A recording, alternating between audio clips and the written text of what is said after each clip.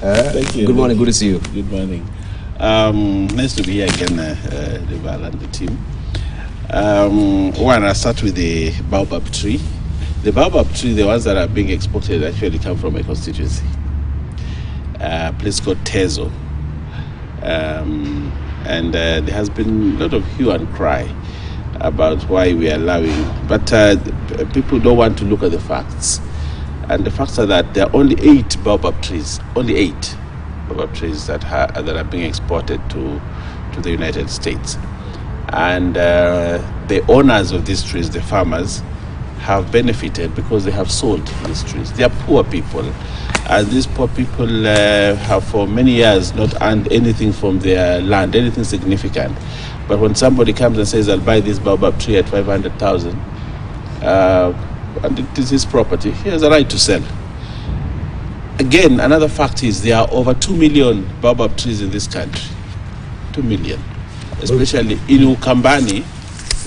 Immediately as you drive from Mombasa, you get to Kitwandei, you start seeing the baobab trees, There are actually very, very many in Ukambani, the baobab trees. And they grow widely. Again, if you come to the coast, you will have so many baobab trees there. And nobody for many years has done anything about the baobab trees. Farmers have never been given any support for these baobab trees. Today, if I eat mabuyu and throw away the seeds, they will grow immediately. And therefore, the baobab tree, one, is not an endangered species. Two, the baobab tree, I have been reading some people saying it's not an indigenous tree to Kenya. Mm-hmm. It is not indigenous. It came from the Portuguese. And that is why it started at the coast during the trade. It started at the coast, and then now it is spreading all over the country. So for me, yes, it's a rich source of calcium, but it does not mean people should be stopped from selling the baobab tree if they can make money out of it. The poor Jikenda people earning a living out of a baobab tree, and if he gets 300,000 and is able to or 500,000 able to transform his family, I do not think. I think the country is being unfair to the local Mijikenda people just because they sold 8 baobab trees. Of course, if there was mass export of it, I would even say no. But only 8. Mm-hmm.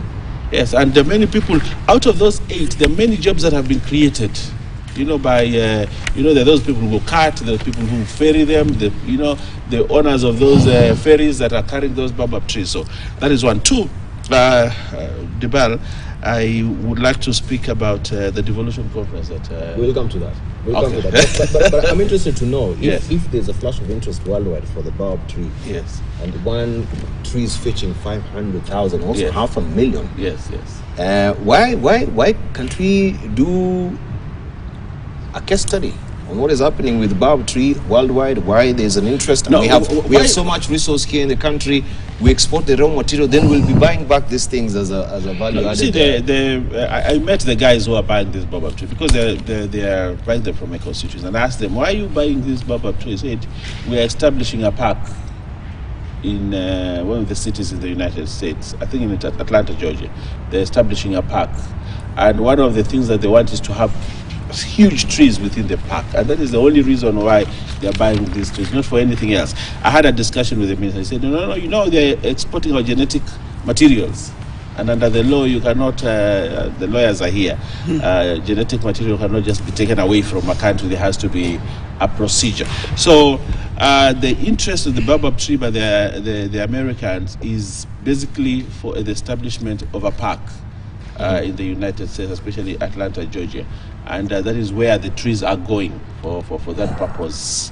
And I think out of the 2 million that we have, taking 8 away and helping another country establish a park, I do not think that's too much. So, but I would like to ask the people in agriculture, the people in forestry, to do the research. The baobab trees that are there, by the way, the coast, the productivity is very low. Why don't they generate a new species that can produce more? Why don't they do more research that they can produce more mabuyu, bigger mabuyu, so that that they can be used? Yes, it's a source of calcium, but it does not mean we can stop somebody benefiting from a product from his farm. That is my view. If they're putting up a park in the United States, we know also, Yes. can that